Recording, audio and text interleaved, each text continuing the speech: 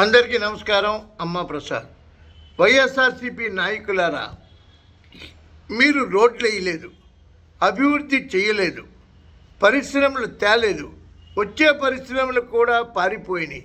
అయినా పర్వాలేదు, కానీ భావితరానికి మన సాంప్రదాయం సంస్కృతి అందించటంలో విఫలమయ్యారు. అందుకనే ఓడిపోయారు.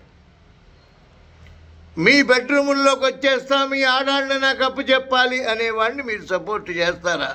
74 ఏళ్ళ చంద్రబాబు నాయుడు గారిని నువ్వు కొడుకుని గెలిపించుకోలేకపోయావు, చచ్చిపోతే సమానం అని అసెంబ్లీలో అంటారా? 28 సంవత్సరాల నుంచి ఆరోగ్యశ్రీ సేవలు చేస్తున్నటువంటి భువనేశ్వరమ్మని ట్రోల్ చేస్తారా? ఎన్నండి, ఒకటా రెండా? మన భారతదేశం మీకు తెలుసో తెలియదో ధనిక దేశం కాదు, మనది బీద దేశమే. 70% పావర్టీ ఉన్న దేశమే. కానీ అగ్రరాజ్యాలు గౌరవిస్తాయి. ఎందుకు? ఒక తల్లి, తండ్రి, అక్క, బావ, చెల్లి, ఒక భార్య. రాముడు మనకు ఆదర్శం. రామరాజ్యం అంటే ఇష్టం.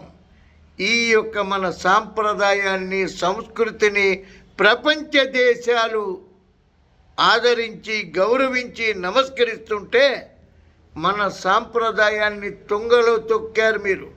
అందుకనే ఓడిపోయారు. ఇప్పటికైనా సాంప్రదాయాన్ని, సంస్కృతిని, భాషని మీరు గౌరవిస్తే ఎంతో కొంత భవిష్యత్తు ఉంటుంది. లేకపోతే ఒక్క సీటు కూడా గెలవరు. ఇది నిజం, ఇదే నిజం.